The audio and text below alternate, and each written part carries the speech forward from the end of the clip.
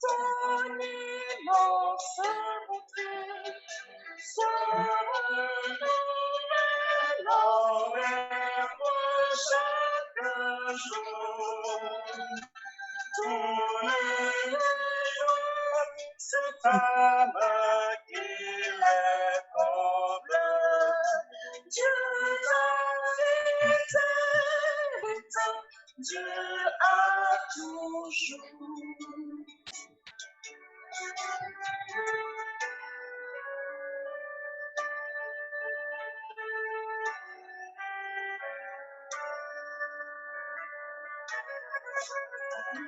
Ta joie et ton pardon en abondance. De maison sans mon cœur, ta chaude voix. Ta force chaque pas, ton espérance. Ta fidélité, tout est à moi.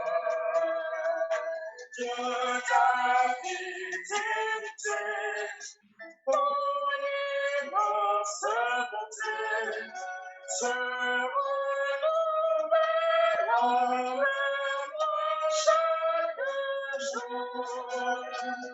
Tout m'avance, c'est ta main qui les commente. Dieu t'invite,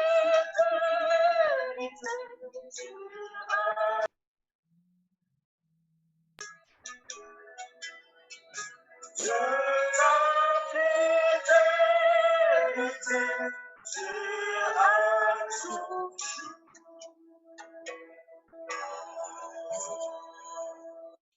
Amen.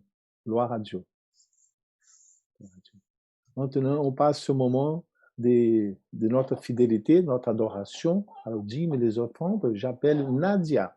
Bonjour Nadia.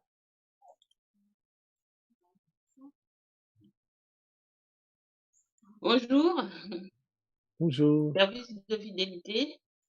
Aujourd'hui, c'est l'offrande de renoncement. Cela signifie que l'on renonce à quelque chose. Jésus a donné sa vie pour sauver le monde. Acceptez-vous de donner un repas, une collation, un besoin aux millions de personnes qui ne connaissent pas Jésus. Donnez aussi généreusement que vous le pouvez pour aider la mission globale à envoyer des ouvriers porter de l'espoir de Jésus aux personnes qui n'ont pas encore été touchées par son amour. Amen. Alors, je vous invite à incliner la tête pour la prière. Éternel, notre Dieu, notre Père, nous te remercions de ce privilège que tu nous donnes, Seigneur, d'apporter ces dîmes et ces offrandes que tu nous permets de t'emmener. Permets que ces ouvriers puissent s'en servir, Seigneur, pour l'avancement de ton œuvre. Bénis chacun de nous, Seigneur, en cet instant incliné devant toi. Ce sont les grâces que nous te réclamons au nom de Jésus. Amen. Amen. Grâce à Dieu. Grâce à Dieu. Alors, on passe au moment des louanges. Je vous encourage à tous de chanter chez vous, avec vos proches, vos familles, avec le micro coupé pour éviter des échos, mais on va chanter quand même pour louer le nom de l'Éternel. Valérie. Louez Dieu dans son sanctuaire, louez-le dans l'étendue où éclate sa puissance. Louez-le pour ses hauts faits, louez-le selon l'immensité de sa grandeur, louez-le au son de la trompette, louez-le avec le luth et les harpes, louez-le avec le tambourin et avec des danses. Louez-le avec des instruments à cordes et le chalumeau. Louez-le avec un cymbale sonore, louez-le avec un cymbale retentissante. Que tout ce qui respire loue l'Éternel. Amen. Amen. Gloire à Dieu.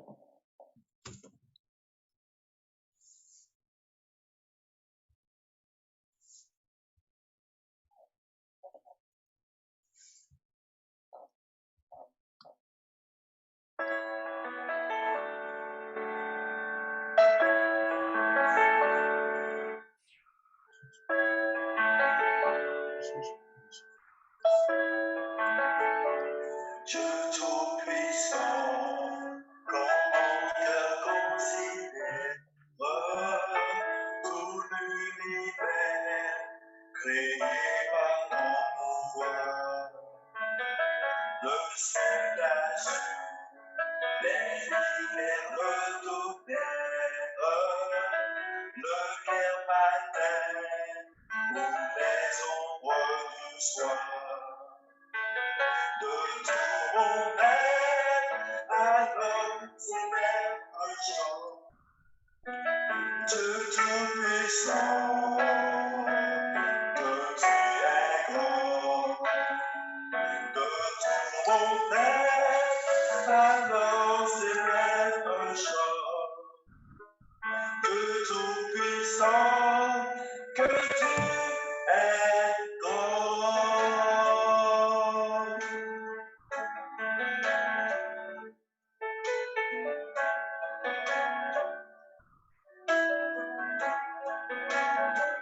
Quand par les bois ou la forêt profonde, j'aime et j'attends tous les oiseaux chanter.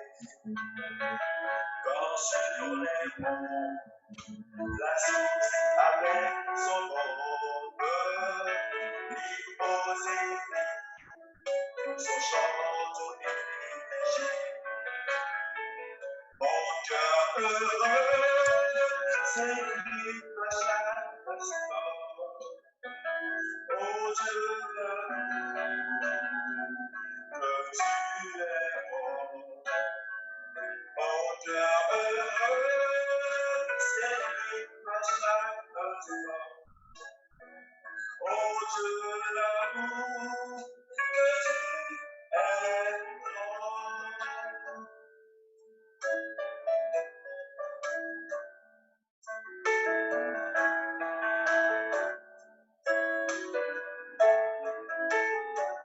Maintenant je songe au sublime mystère que Dieu si grand a pu penser à moi, que son cher Fils est devenu mon frère et que je suis l'héritier du roi.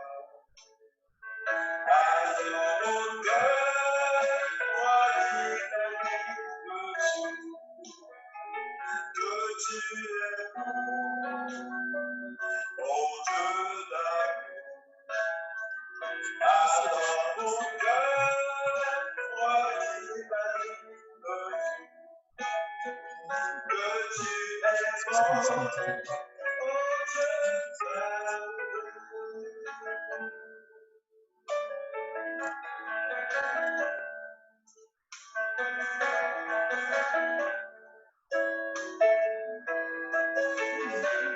Dans par les mois où la forêt profonde, j'ai dit j'attends tous les feux chanter.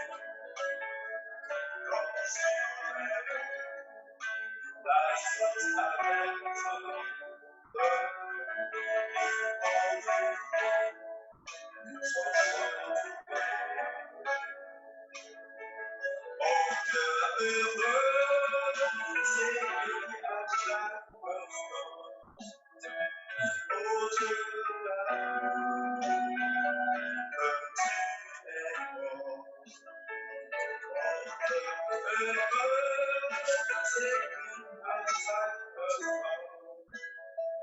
Oh Dieu d'amour, que tu es grand.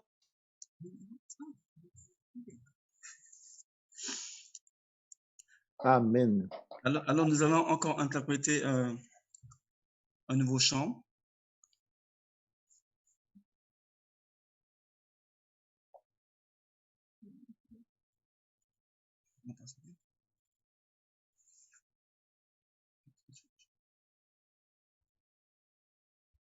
Excusez-nous.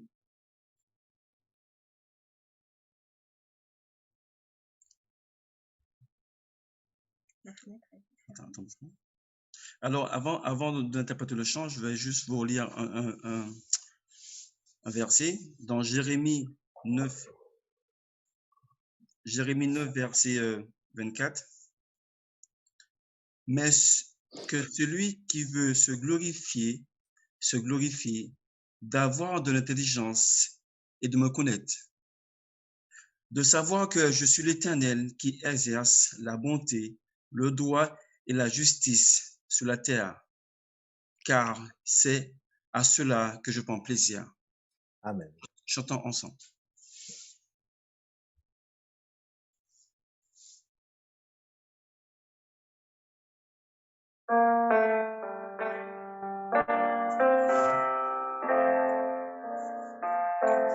Si tu savais combien les plaisirs du monde ont déchiré et brisé bien le cœur, tu viendras à Jésus dont la grâce abonde.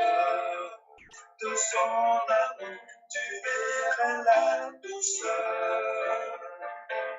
Vers Jésus, lève les yeux, contemple son visage merveilleux.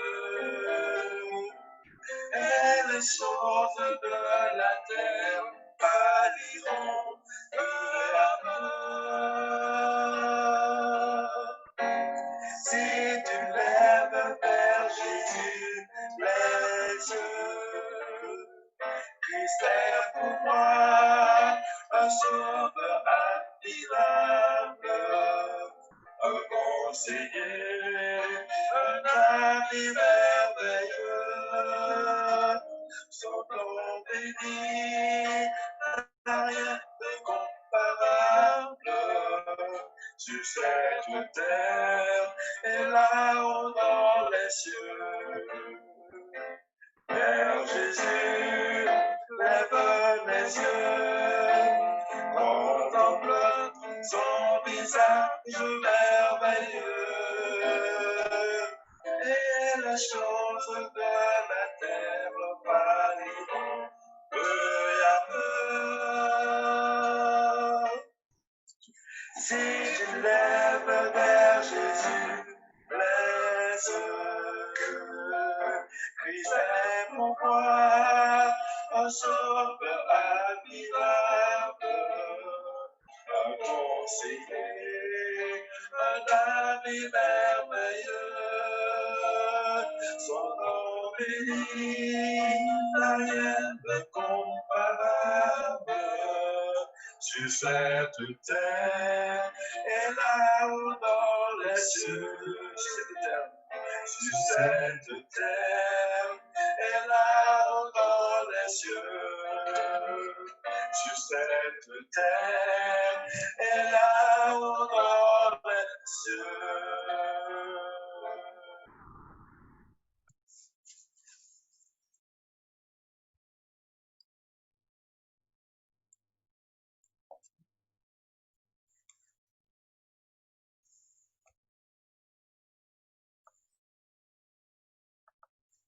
Je vous remercie. Je laisse la parole au pasteur. Amen. Merci beaucoup, Valérie et toute l'équipe de louanges pour la production de ce bel moment de louange. Le Seigneur, il mérite cette louange. Et maintenant, les amis, nous sommes arrivés au moment le plus attendu pour tout le monde, mais principalement pour les petits princes et pour les petites princesses qui sont là dans la salle. C'est le moment de l'adoration infantile, l'histoire pour les enfants. Et pour cela, j'ai l'honneur d'appeler à Jenny. Voilà, Jenny. Merci Noabé. Bonjour tout le monde. J'espère que vous allez bien. Bonjour les enfants. J'espère qu'il y a des enfants aujourd'hui derrière les écrans. Alors, j'espère que vous avez passé une bonne semaine. Moi, j'ai passé une super semaine, très bénie. Et vous savez quoi? Aujourd'hui, je vais vous raconter une petite histoire que je trouve fort sympathique. C'est l'histoire de la petite Agathe. Agathe aimait énormément les doudous. Alors, sa maman se dit, tiens, je vais offrir un doudou à Agathe. Et alors, elle arriva avec un joli doudou plein de couleurs. Agathe aimait énormément ce doudou. Elle dormait avec lui, elle lui faisait des câlins, elle le sentait et elle aimait particulièrement son odeur. Et un jour, vous savez ce qui s'est passé? Le cousin d'Agathe est arrivé, il a regardé ce doudou et il s'est dit « il n'est pas très beau ce doudou ». Alors il l'a pris, il l'a piétiné, il l'a sali et il l'a déchiré en 2 morceaux. Si bien qu'Agathe était un petit peu attristée, elle était vraiment très peinée. Et elle se disait « mon doudou, je voudrais qu'il revienne comme avant ». Et le temps a passé et finalement, Agathe a abandonné ce doudou. Elle l'a mis dans une caisse et cette caisse, quelques mois après, est partie dans les ordures. Mais une petite mamie est passée par là. En regardant dans la caisse, elle voit ce doudou piétiné, abîmé, complètement maltraité. Et elle se dit « je vais récupérer ce petit doudou et je pense que je vais réussir à faire quelque chose. Je vais réussir à le recoudre et à le réhabiliter, à le réparer. » Et ne voit-il pas que nous avons retrouvé ce petit doudou avec ses coutures un petit peu abîmées, mais il était encore plus beau qu'avant. Ce doudou, les amis, il avait eu une deuxième chance de faire plaisir à un autre enfant. Parce que ce doudou que la petite mamie avait recousu, vous savez ce qu'elle l'a fait? Elle l'a donné à son petit-fils qui, à son tour, s'est amusé avec lui. Si je vous parle de deuxième chance, c'est parce que dans la Bible, il y a 2 histoires que j'affectionne particulièrement. 2 histoires dans lesquelles Dieu donne une seconde chance à des personnages. Le premier personnage, c'est David. Et vous aurez l'occasion avec vos parents de l'étudier, cette histoire. Et le deuxième personnage, c'est une femme que l'on dit adultère. Tout le monde voulait l'accuser, tout le monde voulait la piétiner, tout le monde voulait sa mort. Mais vous savez quoi? Jésus l'a réhabilité en lui disant, dans Jean 8, verset 11, Jésus lui dit, « Je ne te condamne pas non plus, va et ne pêche plus. » Les amis, Jésus nous donne une seconde chance, tout comme ce doudou, tout comme David et tout comme la femme adultère. N'est-ce pas merveilleux? Je vous souhaite de passer un excellent sabbat et je vous fais plein de gros bisous. À très vite les amis. Amen. Merci, Jenny, pour cette Merci. très belle histoire. Alors, j'appelle notre ancien Richard pour la lecture biblique de la prédication de Chantal de ce matin. Richard. Bonjour, Richard. Bonjour, je vous invite à prendre Matthieu chapitre 7 à partir du verset 24. Je répète Matthieu 7 à partir du verset 24.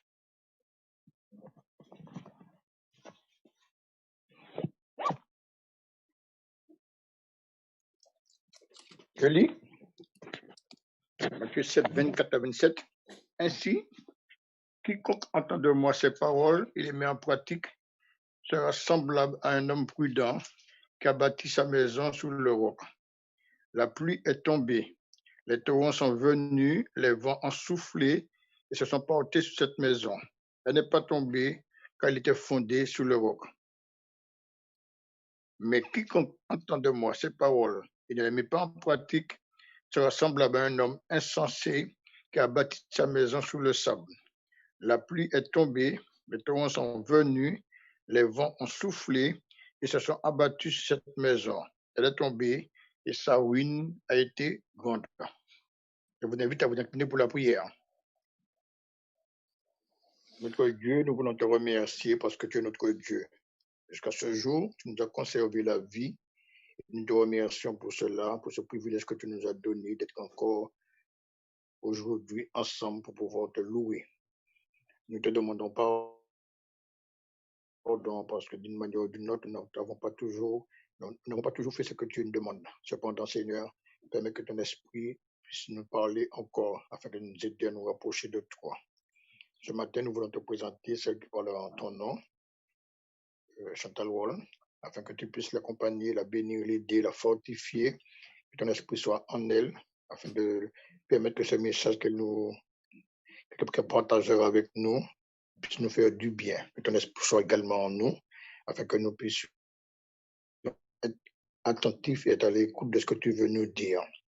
Merci de ce que tu es avec nous dans ces moments difficiles, que nous ne puissions pas oublier que tu nous appelles à regarder, de lever les yeux en haut, c'est-à-dire au-dessus de toutes ces difficultés que nous traversons, que notre regard de foi nous permette de regarder à Jésus, notre Sauveur. Merci pour ta grâce. Merci. Et dis c'est ça. Alors, merci, Oui, Seigneur. M. Richard. Maintenant, Tu nous as donné une seconde, une troisième chance. Merci pour tout cela. Béni passe. sois-tu, Seigneur, notre Dieu. Je n'ai pas fait une prière. Qu'est-ce que ça passe là? Oui, mais bon, que ton nom soit béni, que ta volonté se fasse. Nous t'avons prié en Jésus. Amen. Amen. Amen. Voilà. Merci beaucoup, Richard. Maintenant, nous sommes 123 familles connectées par le culte.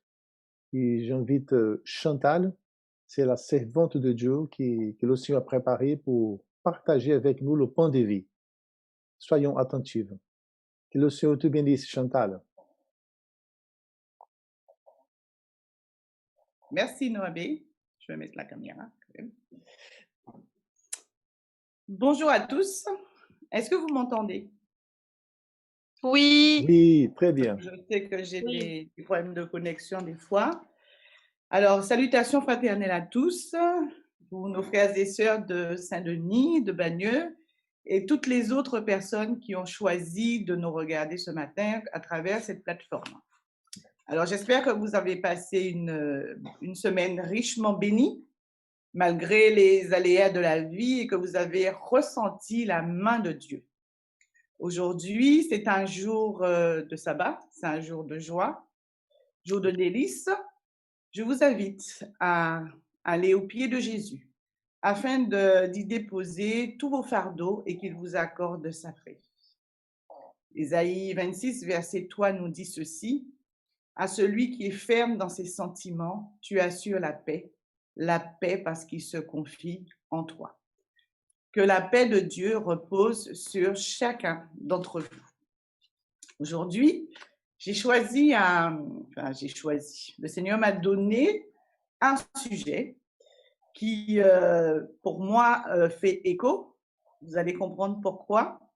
Dans un premier temps, je vais vous poser une question. Vous pouvez répondre, hein, parce que moi, j'aime bien le dialogue. Donc, je vais vous poser une question qui se... Si je vous dis 1989, à quoi pensez-vous? La chute du mur de Berlin. La chute du mur de Berlin. Après? L'anniversaire de ma fille. L'année de naissance de ma fille. Un ouragan. Ensuite? Au cyclone Hugo. Voilà. Donc, je voudrais vous parler d'une petite expérience que j'ai vécue. Est-ce que quelqu'un peut me donner la date de ce cyclone? Septembre. Je crois que c'est septembre de l'année. Mais encore, septembre. Le 29. C'est parti le 7 septembre. Le 15. Non, ce n'est pas le 15. Le 14. 10 septembre. Le 9 septembre. Non, ce n'est pas le 9. Le 25. Le 17 septembre. Ah, voilà. Je vais demander à Noabé de vous passer quelques petites images. Donc ça vous parle? Ah, wow. C'est quoi ça? C'est l'œil du cyclone. Ensuite, Noabé? Oui. Ça, c'est quoi? Ça vous parle? France-Antilles. La une France-Antilles. France-Antilles, hein? Et à la une, c'était écrit la Guadeloupe Meurtri. meurtrie. Après, Noabé, ensuite. Regardez bien l'image. Hein. Vous avez vu? Bon, on va revenir sur la première image. Pas la première, la deuxième, pardon, Noabi, la deuxième. Qu'est-ce que vous voyez sur cette image-là? Dévasté. La Guadeloupe est dévastée. Voilà. Il n'y a rien qui vous frappe?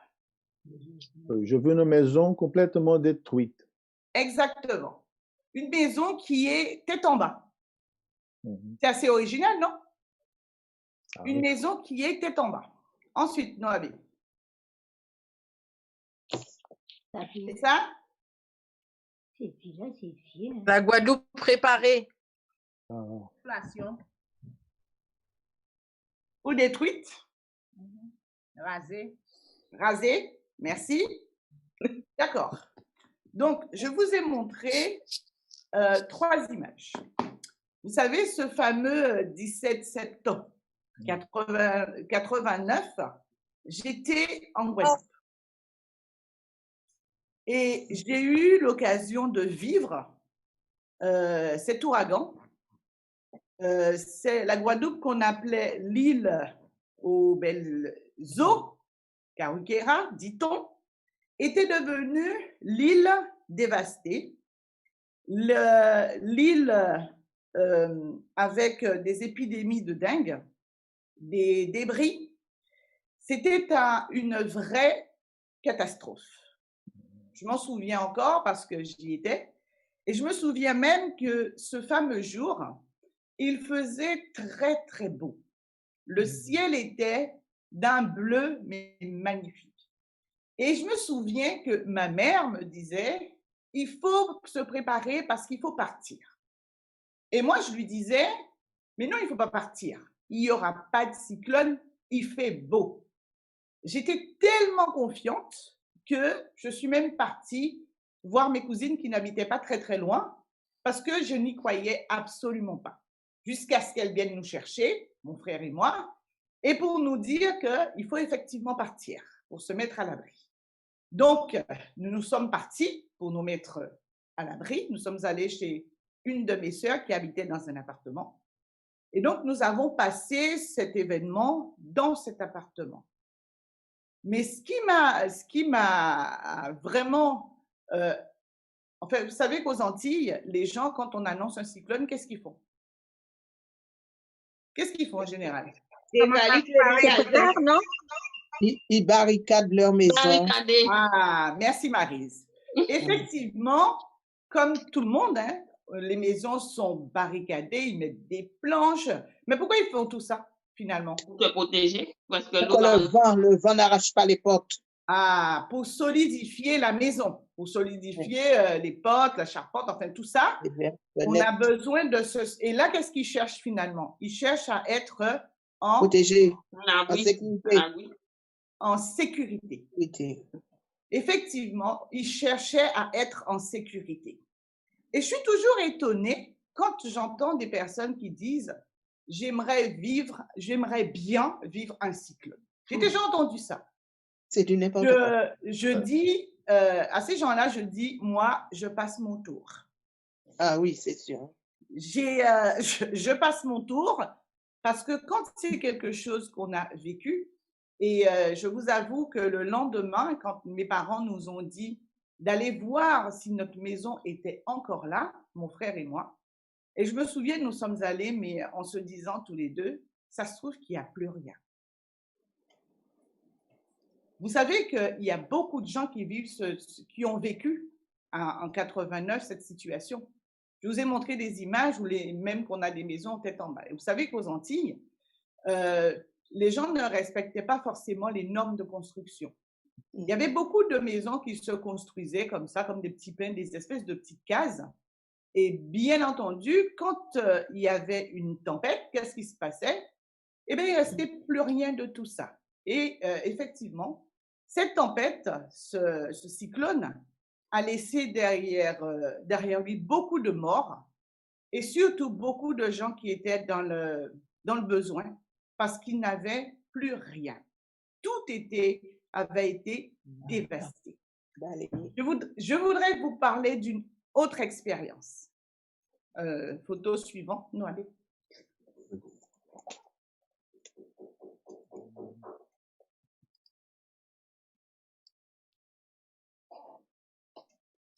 Et ça, vous connaissez? La tour de Pise. La tour de Pise. Qui est déjà allé là? Moi. Moi. Il y a quelques années, Moi aussi, je suis allée. nous sommes partis en Italie. Et bien entendu, c'est le truc à ne pas rater. On est bien d'accord. Quand vous allez en Italie, c'est vrai que c'est le monument, c'est la fierté de l'Italie quelque part. Il y a encore beaucoup de belles choses à voir, hein, mais ça, c'est quand même leur fierté. Et nous sommes allés là-bas. Il y a, je ne sais plus, 3-4 ans de ça. Nous sommes allés en Italie et nous sommes allés voir cette fameuse tour. Et il n'y avait pas que la tour. À côté, il y a une belle cathédrale. Et je me souviens d'ailleurs que quand on a voulu y entrer, vous savez, quand vous entrez dans la cathédrale, si vous n'êtes pas décemment habillé, on vous fournit une espèce de cape pour pouvoir vous cacher, parce qu'on ne peut pas rentrer dans cette fameuse cathédrale n'importe comment. Et donc, pour revenir à cette tour de Pise, je me suis quand même posé la question, voilà quelque chose qui est là. Voilà quelque chose qui est quand même une fierté. Pourtant, c'est une tour qui est penchée. Est-ce que vous savez pourquoi est-ce que cette tour, elle est penchée? Vous savez pourquoi elle est penchée? Elle a été construite sur deux failles, une faille sismique et la faille est s'est soulevée et a penché la tour. Aïe, aïe, aïe. Elle a été construite sur des failles. J'ai eu quand même la curiosité d'aller regarder pourquoi est-ce que cette faille a été, pourquoi est-ce que cette tour elle est penchée. Ils disent que la construction de la tour a commencé en 1173. Ils disent que déjà en 78, ils se rendaient bien compte qu'il y avait un souci à cette tour parce qu'elle penchait déjà. Elle avait été conçue pour être une belle ajoute à la magnifique cathédrale de Pise. C'était aussi une occasion pour le peuple de Pise de pouvoir se vanter de sa richesse. Peu après le début de la construction, il était évident qu'il y avait un problème. La tour n'était pas tout à fait droite, elle penchait. Les fondations de la tour n'étaient pas assez profondes. Et on avait construit la tour, vous savez sur quoi? Sur un ancien marécage. En 1990, la tour a été fermée aux visiteurs pour quelques réparations. Pourquoi? Parce qu'ils voulaient redresser l'inclination de la tour. Vous savez combien ça a coûté? 27 millions d'euros pour pouvoir redresser l'inclination de la tour. Mais malgré cela, ça n'a pas suffi puisque la tour, quelques années où nous sommes allés, la tour penche encore. Et un jour, ils savent qu'un jour, il se pourrait que cette tour, elle tombe. Vous avez compris? Je vais vous parler de fondation. Nous allons revenir au texte de base qui se trouve dans Matthieu 7. En fait, nous sommes à la fin du sermon sur la montagne. Il commence en chapitre 5. Jésus regarde la foule. Ses disciples sont avec lui. Et il commence à leur donner un certain enseignement. Mais quand vous parcourez les 3 chapitres, les chapitres 5, 6 et 7, ce sont des recommandations sur la vie pratique. Il aborde différents aspects avec beaucoup de pédagogie. Et nous arrivons à la fin du chapitre 7 où il illustre son nom avec une autre image. On va parler de construction de. Alors, dans cette histoire, ça a été lu tout à l'heure par Richard. On perçoit qu'il y a 2 catégories de hommes. Il y a un homme qu'on peut. Ah, ça, je ne sais pas. Vous m'entendez là? Oui. Alors, il y a un homme qu'on qualifie de prudent et l'autre qu'on qualifie d'insensé. Alors, on dira, pour faire court, un sage et un insensé. Qu'ont-ils de commun, ces 2 personnes? Ils ont la même mission, c'est construire une maison. D'accord? Et le texte biblique nous dit que ces deux maisons seront frappées par la peste.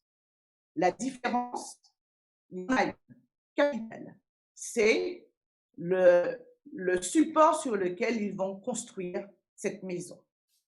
L'insensé choisit de construire sur du sable et l'autre choisit de construire sur du roc, quelque chose qui est plus solide. Si nous nous attardons un petit peu sur celui qui est insensé, la Bible dit, Jésus dit que c'est quelqu'un qui a construit sa maison sur une fondation précaire. En fait, il est semblable à un homme qui entend les instructions de Jésus et qui ne les met pas en pratique. Qu'est-ce que la Bible dit d'autre à propos de l'insensé? Beaucoup de choses qualifient l'insensé. La Bible dit que l'insensé, il marche dans un chemin et le sens lui manque. En fait, il n'a pas vraiment d'orientation. Mais en plus de ça, le sens lui manque, mais quand il regarde quelqu'un, il dit « voilà un insensé ». Ça se trouve dans Ecclésiaste 10, verset 3. La Bible dit aussi que l'insensé, c'est aussi celui qui croit que sa voix est droite à ses yeux. Proverbe 12, verset 15. La Bible dit aussi que l'insensé, c'est quelqu'un qui est arrogant et qui est plein de sécurité. Proverbe 14, verset 16. Et pour finir, dans le texte de Proverbe 28, verset 26, il est dit que c'est quelqu'un qui a confiance dans son propre cœur. En résumé, un insensé, c'est quelqu'un tout simplement qui a besoin de la lumière de Dieu, mais qui malheureusement n'est pas forcément conscient. Jésus dit, il entend l'instruction, mais il n'écoute pas les instructions qui sont données. Il ne passe pas à la pratique. Et bien entendu, la conséquence, c'est que lorsque les tempêtes arrivent, les résultats sont là. Matthieu 7, verset 27 dit, la pluie tombe, les torrents viennent, les vents soufflent, mais cette maison, elle tombe et sa ruine est grande. Il ne reste plus rien. Et c'est pour ça que cette image, quand je lis ça me fait penser effectivement aux images que je vous ai montrées tout à l'heure, à Hugo. Parce que c'est vrai qu'aux Antilles, les gens construisent, je crois qu'ils ont revu quand même la chose. À l'époque, en tout cas, les gens construisaient, pas forcément en tenant compte des normes, des instructions qui étaient données. Donc finalement, quand les tempêtes passaient, en réalité, il ne restait plus rien des maisons. En tout cas, celles qui n'étaient pas construites sur des bases solides. Vous avez une différence entre entendre, c'est percevoir un son, sans forcément y accorder une quelconque importance.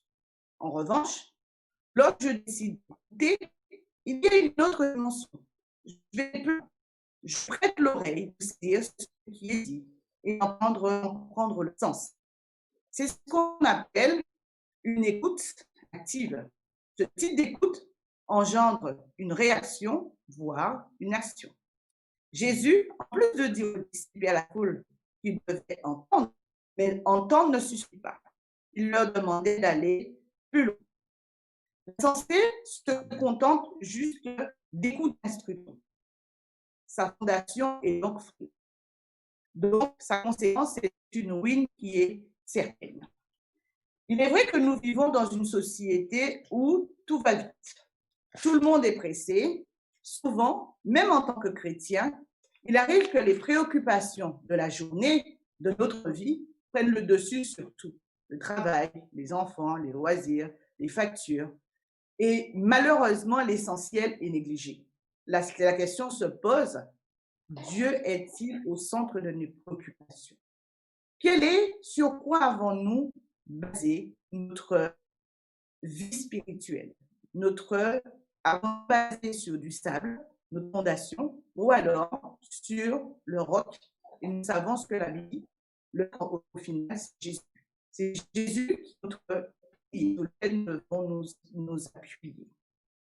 Jésus dira dans même texte, chapitre 21, Ceux qui me disent « Seigneur, Seigneur » n'entreront pas tous dans le royaume des cieux, mais celui-là seul qui fait la volonté de mon Père qui est dans les cieux. L'apôtre dira aussi en 1 verset 16, « Ils font profession de connaître Dieu, mais ils le renient par leurs œuvres, étant abominables, rebelles et incapables d'aucune bonne œuvre. » Connaître Dieu n'est pas seulement de l'écouter. Cela implique de passer du temps avec lui à connaître ses volontés à notre égard. Et pour cela, il faut prendre le temps de sonder les Écritures. Pourquoi je mets l'accent sur le son des Écritures? Je peux lire la Bible de la Genèse à l'Apocalypse. Mais si je peux même la réciter de la Genèse à l'Apocalypse. Mais si je n'ai pas pris la mesure du fondement, je n'ai pas compris l'essentiel même de cette parole, cela ne me servira à rien.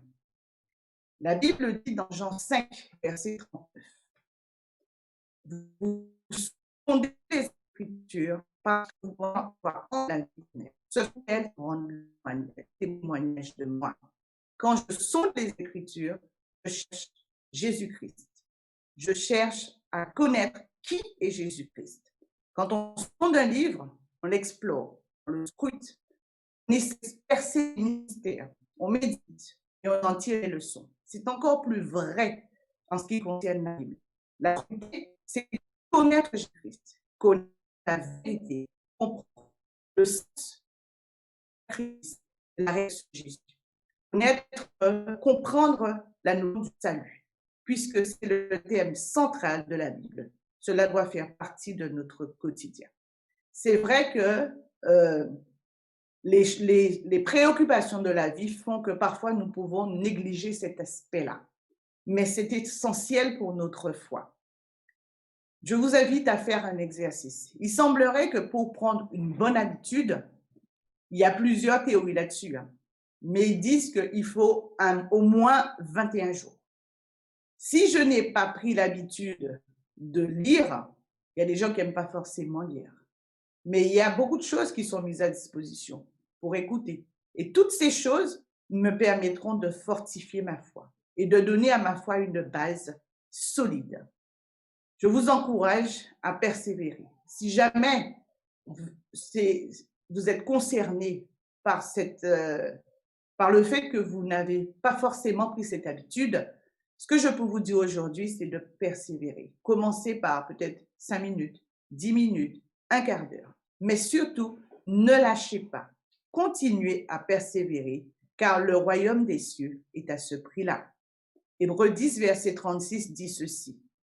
Car vous avez besoin de persévérance, afin qu'après avoir accompli la volonté de Dieu, vous obteniez ce qui vous est promis.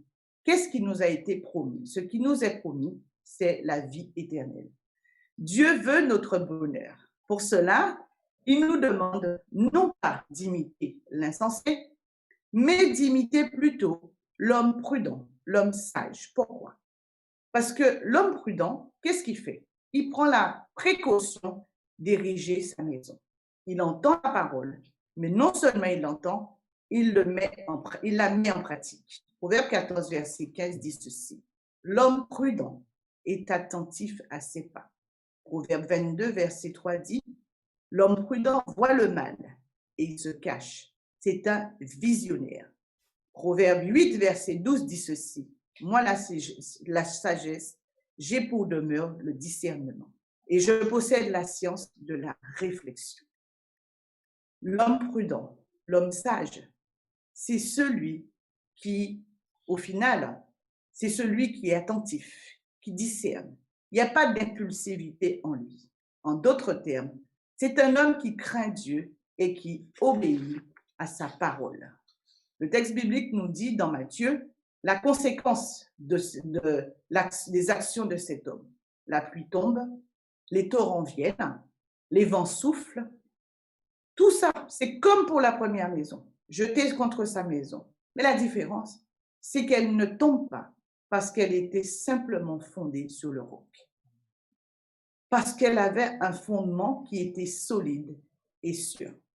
Certes, nous n'avons pas aucun contrôle sur les événements de la vie, mais nous pouvons prendre la décision de passer du temps avec Dieu pour que Dieu puisse consolider notre foi, afin que lorsque les torrents arriveront, pour que nous soyons en sécurité. Jésus-Christ est notre sécurité. Jésus-Christ est notre repère, pourvu que nous bâtissions notre foi sur lui. Quelles sont les tempêtes finalement que nous pouvons rencontrer dans notre vie? Ce sont ni plus ni moins les choses de la vie. Ça peut être la maladie. C'est vrai que ces temps-ci, on a beaucoup prié pour des personnes qui sont malades, que ce soit du Covid ou autre. Là, ça peut être aussi la perte d'un emploi. Vous savez que la conjoncture économique actuelle fait que beaucoup de personnes ont perdu leur emploi. Et beaucoup de personnes sont dans l'angoisse parce que c'est vrai que si on n'a pas de travail, quand les factures arrivent, comment les payer? Mais si je me repose en Dieu, je pourrais me dire, le Seigneur pourvoira, parce que mon fondement, il sera sûr. Nous pouvons aussi être touchés par la perte de notre chair. Ce matin, dans notre classe de l'école du sabbat, nous avons prié pour quelqu'un justement qui a perdu 3 membres de sa famille. Vous savez, si nous n'avons pas Jésus-Christ sur lequel nous appuyer, le roc, comment faire face à cette détresse? Comment y faire face? Nous avons plus que besoin d'avoir des bases solides pour lorsque toutes ces choses qui doivent arriver, parce que la Bible en parle, Matthieu 24 en parle. Nous ne sommes pas partis dans c'est-à-dire que lorsque nous lisons la parole, nous savons que les choses ne vont pas s'améliorer. C'est vrai que je peux paraître défaitiste, mais en fait, je suis réaliste. C'est pas le fait d'être défaitiste, c'est d'être réaliste, de se rendre compte que les choses ne vont pas en s'arrangeant. Aujourd'hui, nous parlons du Covid. Après le Covid et pendant le Covid, nous avons eu le terrorisme et d'autres choses arrivent derrière. Il est plus que nécessaire pour chacun de nous de pouvoir nous poser la question. Quel est notre fondement? Sur quoi est-ce que nous avons bâti notre vie spirituelle? Sable ou roc? Sommes-nous des insensés ou des personnes prudentes? Nous sommes des enfants de Dieu. Et par conséquent, en tant qu'enfants de Dieu, nous devons plus que jamais nous préoccuper de cette question. Ne pas attendre quand les torrents arrivent pour se poser la question. Nous serons forcément ébranlés. Mais si notre base est solide, cela veut dire que nous ne serons pas épargnés. La Bible ne dit pas que nous serons épargnés. Mais par contre, nous y ferons face autrement. Parce que nous irons ni plus ni moins au pied de la source de notre vie, c'est-à-dire au pied de Jésus. Et parce que nous irons au pied de Jésus, nous allons aborder les choses d'une autre manière, parce que nous aurons confiance en Dieu. Nous saurons, c'est vrai que tout le monde est malade. Moi-même, personnellement, je suis malade. Mais j'ai pris le parti de mettre ma vie entre les mains de Dieu. Peu importe ce qui arrivera.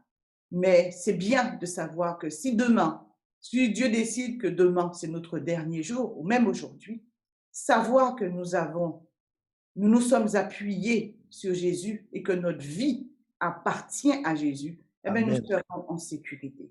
Amen. C'est ce que je voulais partager avec vous. Je voulais le partager parce que tout simplement, on ne peut pas être aveugle, on ne peut pas se le permettre. En tant qu'enfant de Dieu, Dieu nous donne un plus, c'est le discernement. Amen. La parole de Dieu est là pour nous enseigner. Et si nous prenons le temps d'aller puiser nos forces, alors lorsque les choses viendront, nous ne serons pas surpris. Mais tout simplement, nous serons préparés. Nous allons pleurer. Jésus a pleuré lui-même. Nous allons pleurer. Nous aurons des tristesses. Mais nous saurons une chose, c'est que nous ne sommes pas seuls. Parce que très souvent, lorsque nous passons par des moments difficiles, le premier sentiment qu'on a, c'est que Dieu nous a oubliés. Mais si nous passons du temps avec Dieu, Dieu nous répondra et nous dirons, mon enfant, je ne t'ai pas oublié. Je Amen. suis avec toi. La Bible dit, Jésus dit, je serai avec toi tous les jours jusqu'à la fin du monde. Amen. Mais pour que nous puissions croire en cette parole-là, il faudrait que nous ayons l'habitude de passer du temps avec Dieu. Et vous ne savez pas le bien fou que ça fait.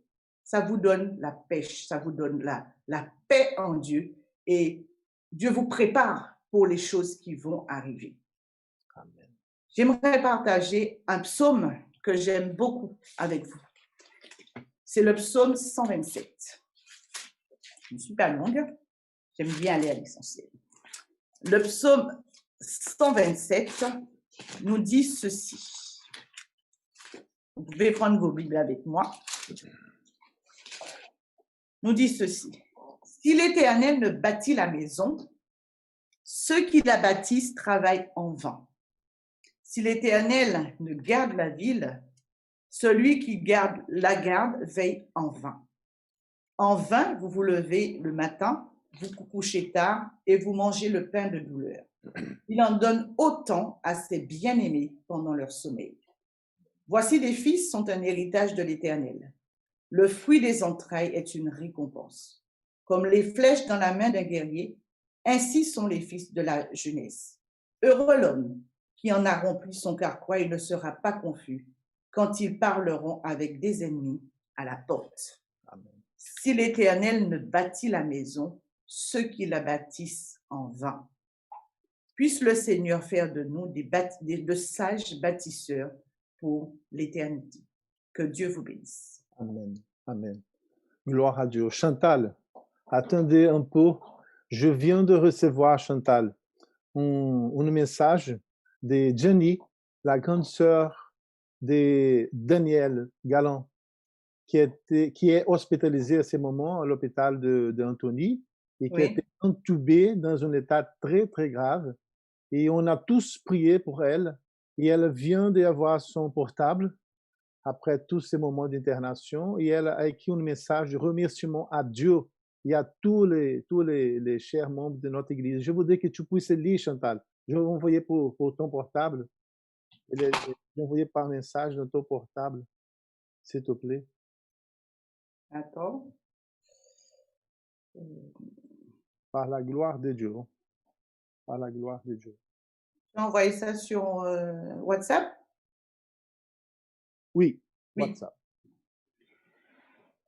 Alors, bonjour et Shabbat Shalom, mes amis. Merci pour votre prière et votre soutien incommensurable.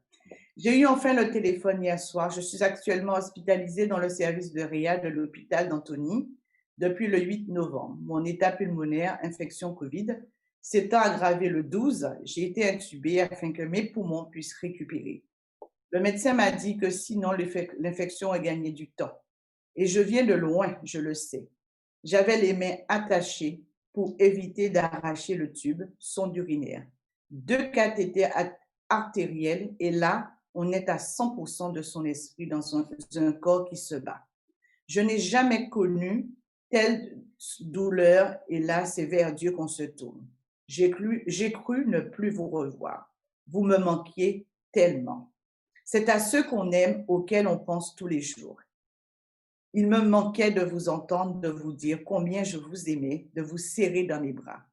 Je devais puiser des forces et c'est seulement auprès de Dieu que je pouvais me tourner.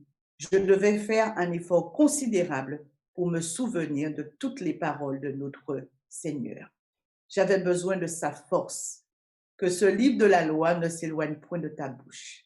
Médite-le jour et nuit pour agir fidèlement selon tout ce qui est écrit.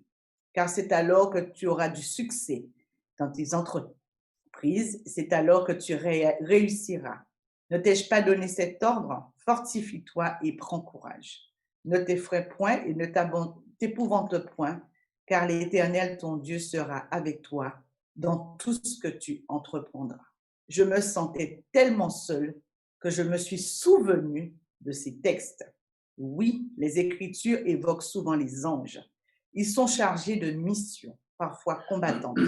Ils annoncent des événements importants, mais aussi Ils peuvent accompagner les personnes ou un peuple pour les protéger. Ils ont alors un rôle de gardien. Ainsi, peut-on lire dans le psaume, « Il campe l'ange du Seigneur autour de ceux qui les craignent et les dégage de tout danger. » Psaume 34, verset 8. « Et le malheur ne peut fondre sur toi, ni la paix approcher de ta tente, car le Seigneur a pour toi donné ordre à ses anges de te garder en toutes ses voies. » Psaume 91, verset 11. Ce qui m'a beaucoup encouragé, c'est que je savais que vous priez pour moi, mais Amen. surtout mon Seigneur. Amen. Ils ne sont pas du monde comme moi, je ne suis pas du monde.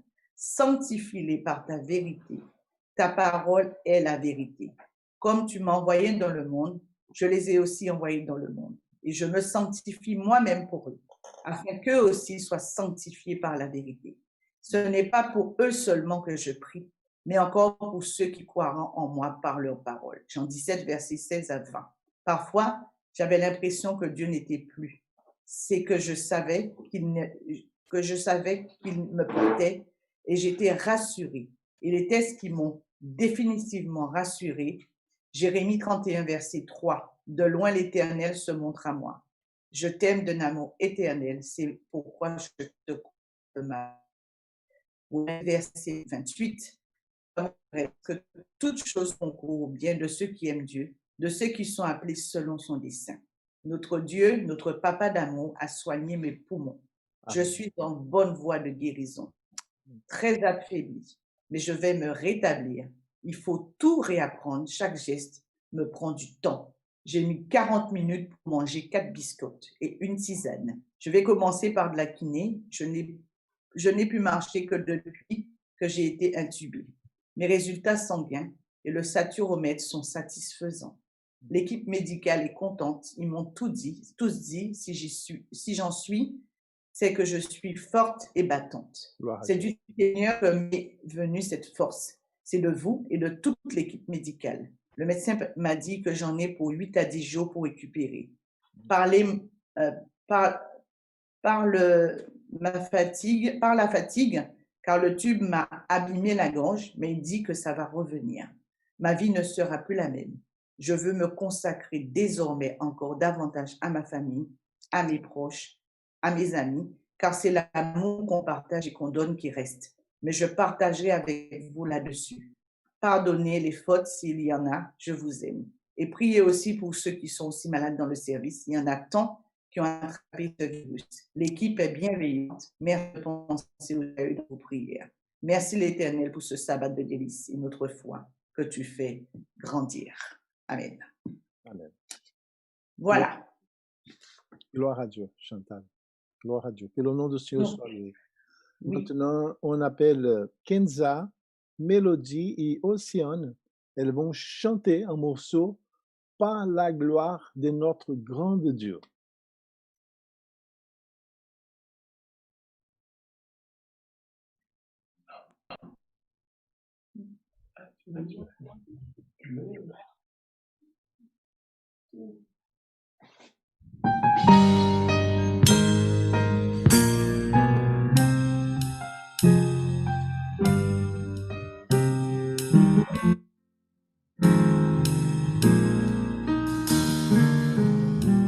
Il y a une voix qui crie dans le silence, cherchant un cœur qui l'aimera, cherchant un enfant qui lui donnera tout, car il veut tout. Il y a un Dieu qui survole la terre, cherchant un cœur, une vie brisée, cherchant un enfant qui lui donnera tout,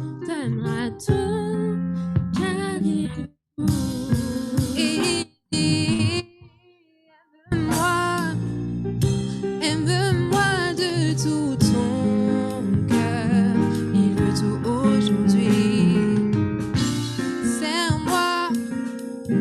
Serre-moi avec ta vie, il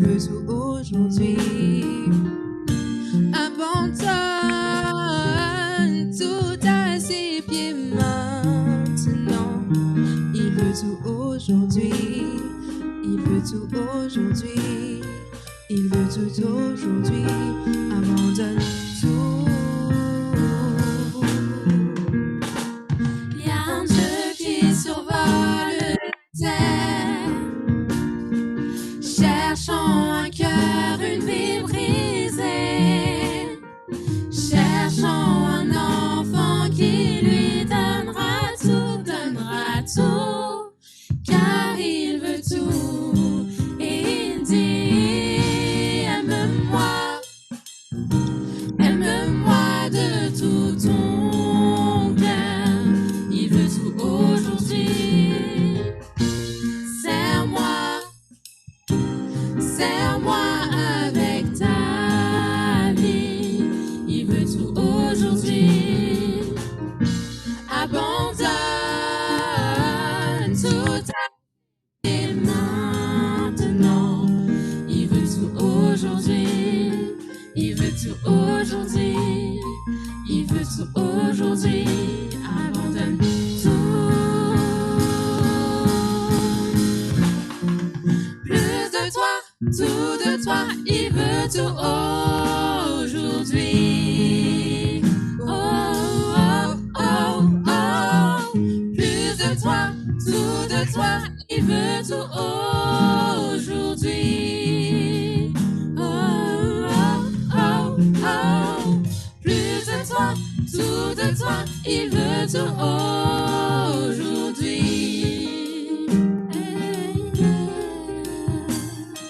Il veut tout aujourd'hui. Il veut tout aujourd'hui. Abandonne tout. Il y a une voix qui crie dans le silence, cherchant un cœur, une vie brisée, cherchant un enfant qui lui donnera tout, car il veut tout. Amen. Gloire à Dieu. Merci les filles. Gloire à Dieu. Alors, je passe la parole à Bellorgan, notre ancien d'église, qui va nous conduire dans la prière. Bellorgan. Ok, je suis là.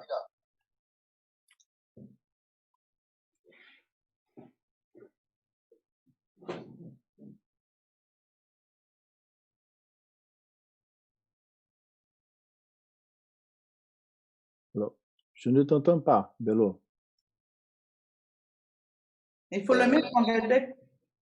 Je mets mon micro, mais il est enlevé à chaque fois. Donc, Le micro est coupé là. Non, mais mon micro n'est pas coupé.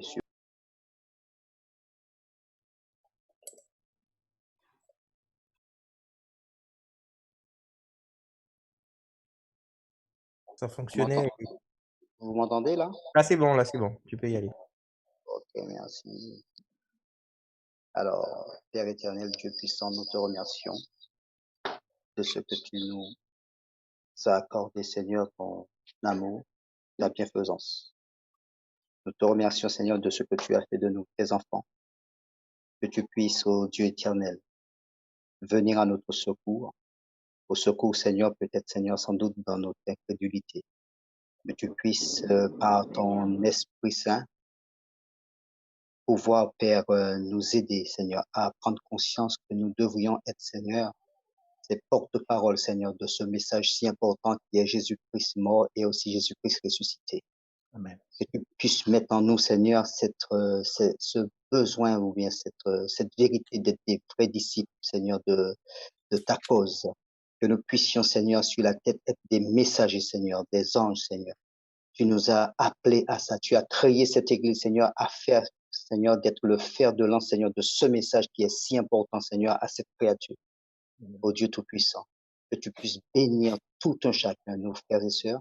Nous te remercions pour tout ce que tu as déjà fait, Seigneur, pour ton épouse et pour ce que tu feras encore pour elle, Seigneur. Merci de nous conduire et de nous diriger, Seigneur, dans la droite ligne, Seigneur, de la vérité et surtout de la justice et du salut.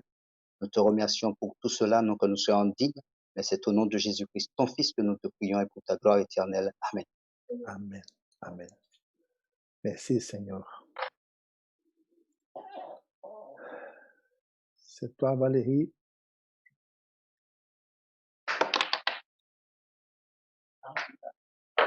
Donc, pour terminer ce moment de culte, nous avons eu un bon message, gloire à Dieu. Vous allez interpréter le chant « Abrite-moi ».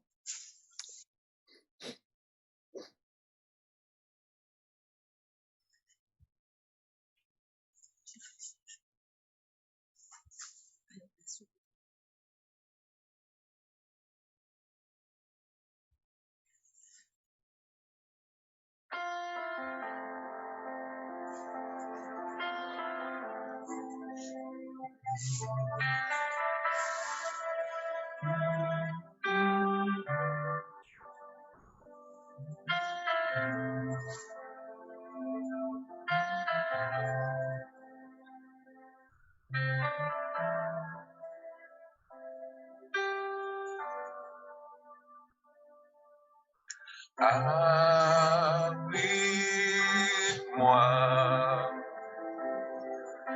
sous tes ailes.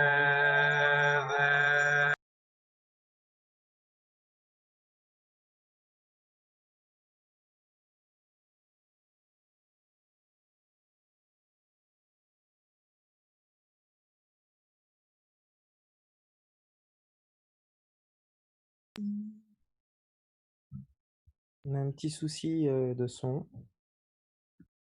Alors moi, je pense qu'il y a un cohorte qui s'amuse à cliquer sur muet pour tous parce que c'est tout le monde qui passe en muet. Et en ce péché, je les traverserai avec toi. Père, tu domines les tempêtes. Je suis tranquille, car tu es là.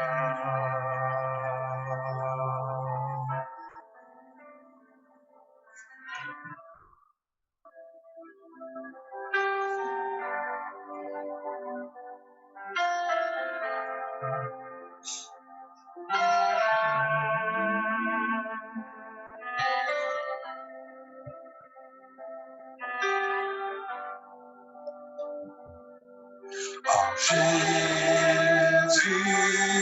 seul, je me confie. Il me redonne force à mes puissants.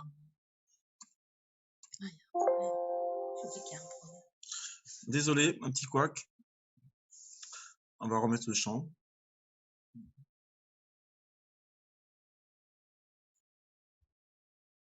On va tout recommencer.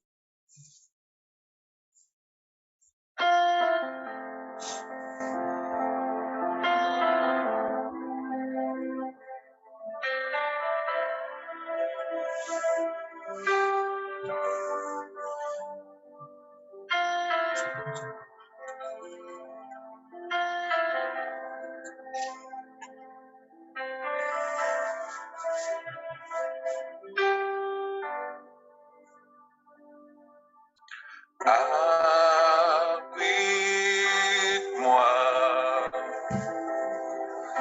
sous tes ailes. Couvre-moi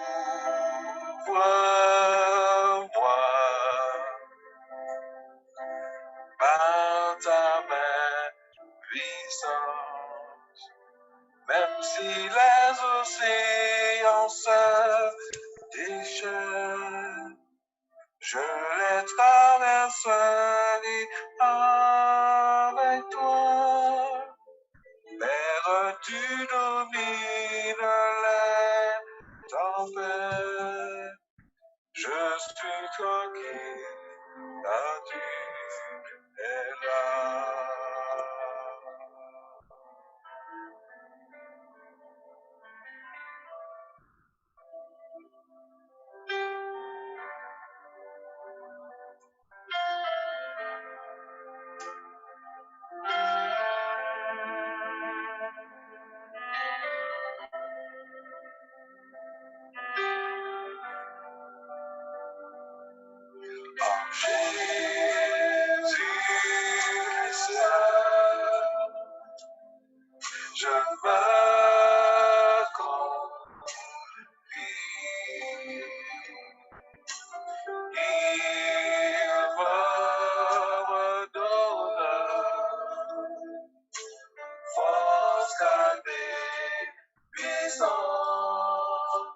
Même si les océans se déchaînent, je les traverserai avec toi. Père, tu domines les tempêtes, je suis ton guide, tu es là. Même si les océans se déchaînent, je les traverserai avec toi. Père, tu domines les tempêtes, je suis tranquille, car tu es là.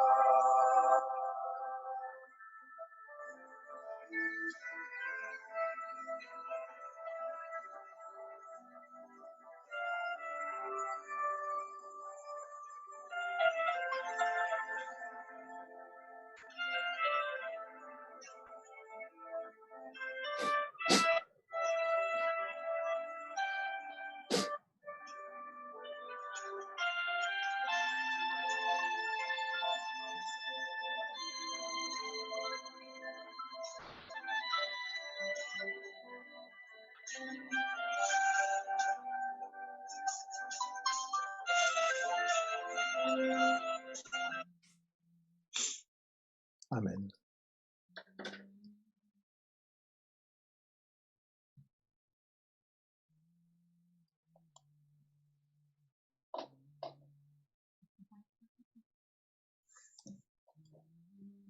Voilà. Amen. Maintenant, je vous invite pour le moment de la bénédiction finale. Que l'Éternel te bénisse et que l'Éternel te garde. Que l'Éternel fasse luire sa face sur toi et qu'il t'accorde sa grâce. Que l'Éternel tourne sa face vers toi et qu'il te donne la paix. Que le Seigneur nous bénisse. Amen. Bon sabbat à tous. Maintenant, vous pouvez ouvrir l'affichage galerie pour que nous puissions donner un coucou à tout le monde.